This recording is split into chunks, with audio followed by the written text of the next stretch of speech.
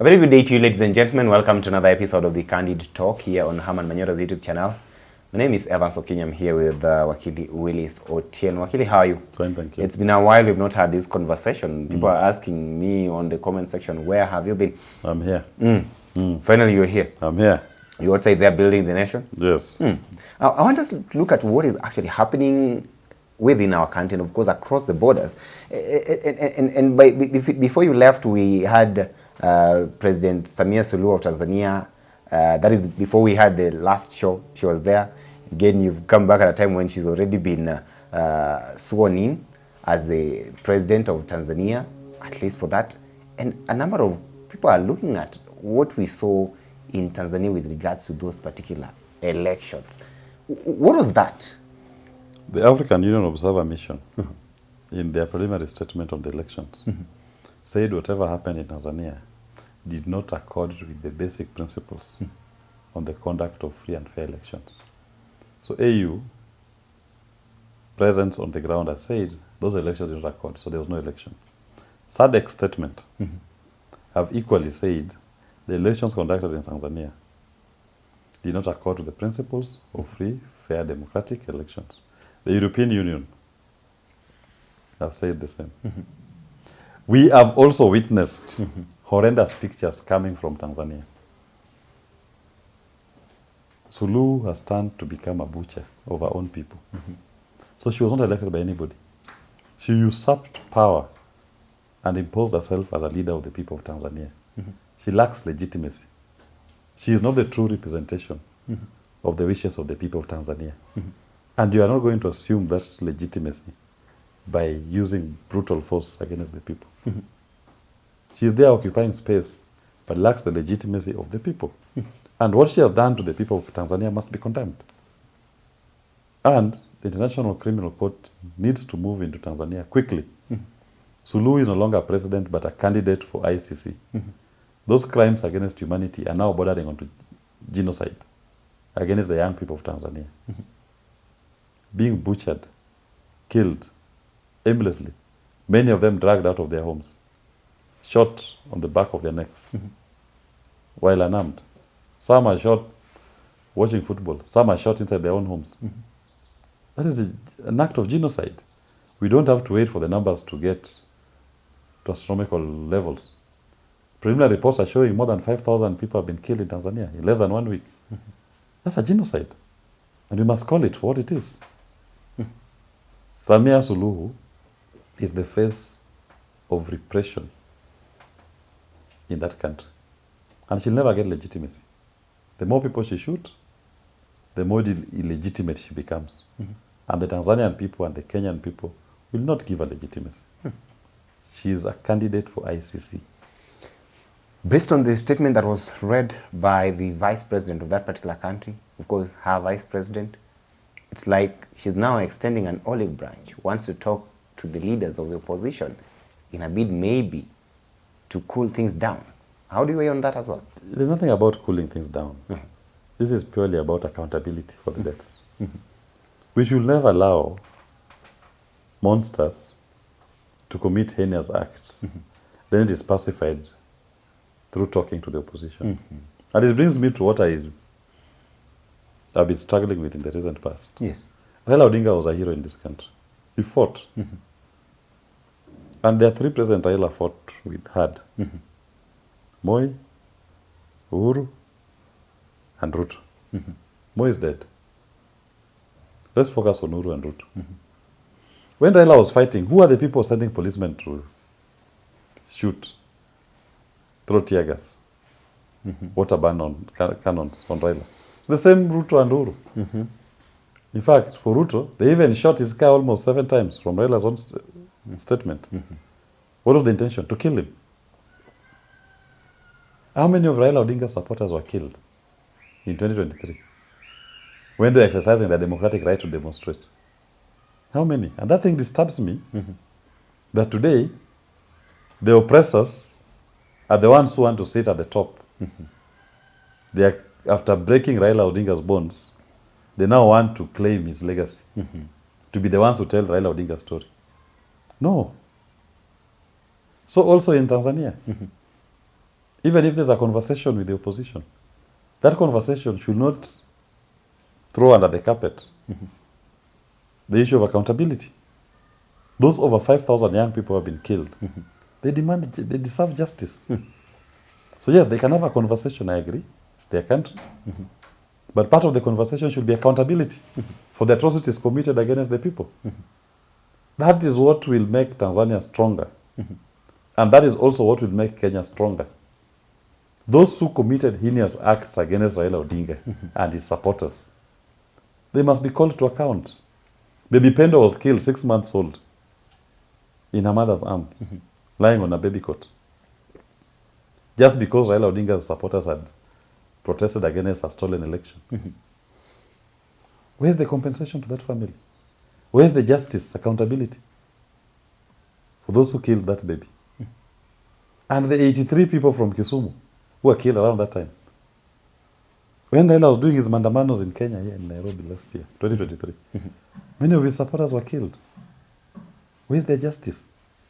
Now what you think his oppressors are standing atop his grave, pretending that they are shedding crocodile tears. They are mourning Raila. Raila whom they wished death. No, that kind of hypocrisy should not be allowed in our discourse. So that was Tanzania. The year is 2025. Uganda are expecting the elections the year 2026. Kenya, the year 2027, if at all anything is to be believed, because we're looking at the timelines. And I know very well that you don't agree to the elections being conducted in 2027, but then we're already seeing how things are happening in these two countries. This Tanzanian side, I even lack the right word to describe whatever it is that they did, because that wasn't an election. When you cross to Uganda, look at how things are happening there. We are seeing the leaders already trying to do all they can. But then one of the most recent cases, of course, we had a show here with you regarding the abductions of the two Kenyans, Bob Njagi and, of course, Oyo in Uganda. And remember how the Ugandan authorities refused and said here that they did not have them. And then finally, President Yoweri Kaguta Museveni, after ensuring their release, comes on air to say blatantly that, look, we had them here. I mean, what is it that is happening? How do you weigh in on this particular impunity that we are witnessing across the East African countries, and especially now what we are now witnessing in Uganda? Those are legacy politicians. Those are legacy politicians. And they are the last vestiges of legacy politics. And they are fast fading. The birth of a new region is coming, a new Africa. New republics across Africa is coming. That is why you are seeing this contestation. They are just trying to stop what is inevitable. The takeover of leadership by the young people. And more so, a change in the political psyche of the people. It's what is happening. People are now demanding for more accountability. They want more respect, they want more dignity in how they are governed. But the legacy politicians are not used to that kind of a conversation. That is why you are seeing the fight back. But they will not succeed. They may have the instruments of the state. They may have the watches, but the young people have the time. So it's inevitable. The sooner these dictators embrace or accept the inevitable, the better for them. Then you'll be able to, in a way, chaperone and midwife that promise of a new future. Because these agitations will not stop. In Tanzania, the genie is out of the bottle. It will never go back in. Tanzania has never demonstrated the way they are done last month. They'll never go back. That now is going to become their norm. So if you're prudent, just have to live with it. Find ways of responding to the people, guaranteeing them dignity and respect in how you lead them. So also in Uganda, there are more and more people coming out to agitate. You've had some of them singing in court that Museveni will one day die. Before that was unheard of. So just a matter of managing. You must accept the reality that these are new generation, new times, and new ideas. Legacy politics has ended. These atrocities are being committed against the people of Eastern African region, and of course, a lot here is still to be decided in terms of accountability, justice, and all that. What's the role of the East African Court of Justice in all these things here? The East African Court of Justice doesn't deal with this kind of cases. It deals more with the enforcement of the treaty. They don't have jurisdiction over criminal issues because these are criminal acts. What we should be talking about is the African Commission in the Gambia or the International Criminal Court that sits in The Hague.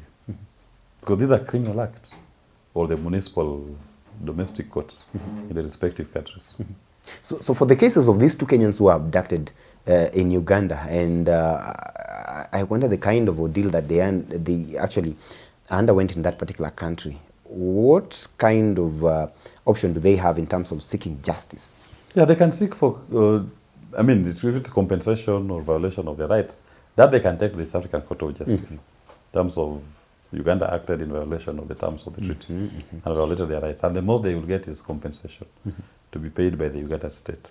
But beyond that, what we need is criminal accountability. How do we attain that? The perpetrators of these criminal acts needs to be tried and charged. Okay? And that is why for Tanzania, ICC needs to move in quickly. Suluhu and our henchmen needs to be called to answer to those crimes they've committed against the people of Tanzania. Let's hope we'll not witness similar things in Uganda. They have a way of managing their politics. If they're wise enough, they'll be able to tell that they don't need to kill their own civilians. But if they do, then also we'll demand that ICC needs to move in. But so far they've not done anything that they can say will attract the attention of international tribunal, like Tanzania have done. Okay? So it is a new birth, a new region. The East Africa community is being rewritten with the spirit of the young people, speaking to the issues that are core and germane to the people, not to the legacy politicians who are in office across the region. Their time is up. Forget about them. For the young people, look at the kind of agitation that they are actually having. And for the first time, we saw Tanzanians on the streets, and look at how the governments actually reacted. And it's not actually worth it that we had to lose such kind of lives that we lost therein. I'm looking at a situation whereby there is that kind of confusion, because when I look at the leaders here, they are talking of peace, law and order, and the need to maintain that. That is what Samia Suluhu is talking about. That is what Yoweri Kaguta Museveni is talking about. That is the same thing that President William Ruto is talking about here in Kenya. How then do you balance that? Because when you're dealing with the citizenry that is in kind of economic distress that they are in, then people are likely to go outside there and protest. But then are our leaders able to control these things and at the same time ensure that, yes, we are heeding to the needs of the people, but at the same time we are maintaining peace, law and order for development? When people go out to demonstrate, doesn't mean there's no peace. That is peace. The disruption of peace is done by the state, the legacy politicians and their colleagues. It's a right recognized in our constitutions and even in the treaty to enjoy political rights. So that is gaslighting. They're trying to gaslight you. Said that you cannot demonstrate and peaceably unarmed. Make your information known. In Tanzania, it was not even about demonstration. Tanzania was about simply not allowing even the opposition to be on the ballot. So who caused the breach of the peace? It's the state ruled by Suluhu. Yeah. So that is their response. But their time is up. Who caused the despair in the young people? The economic despondency that we are witnessing here. It's the policy of the legacy politicians. So the people who have committed atrocities against the people of the region are those legacy politicians. They're the ones responsible for these acts. Number one, causing the problem and failing to come up with a solution and killing the young people. It is the legacy politicians, and we must say it for what it is. Africa will be liberated by its young people. This is not 1960. This is the year 2025.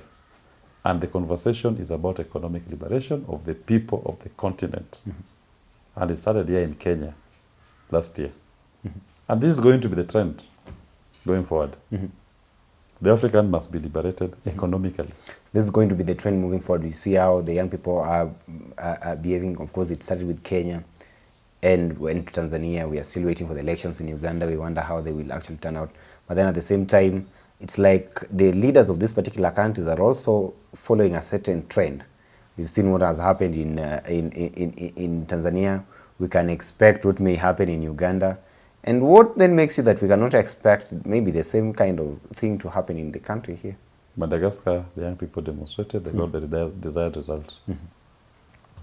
What makes you think it cannot happen here? In Nepal, the young people demonstrated, they got the desired results. What makes you think it cannot happen here? That you think it's only the other one that can happen? This revolution time, the people of Africa have awakened and they're demanding for economic liberation, economic justice to the people. That's all.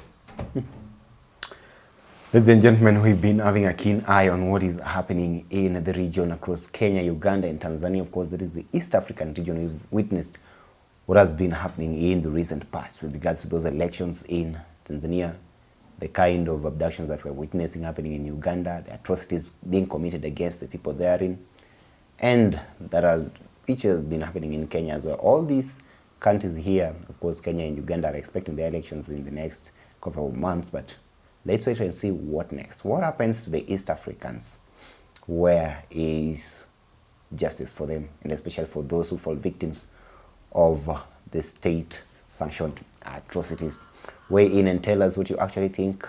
Allow me to stop for now. If at all you're watching us for the first time, kindly subscribe to our channel here till we have this conversation again. Have yourself a lovely day.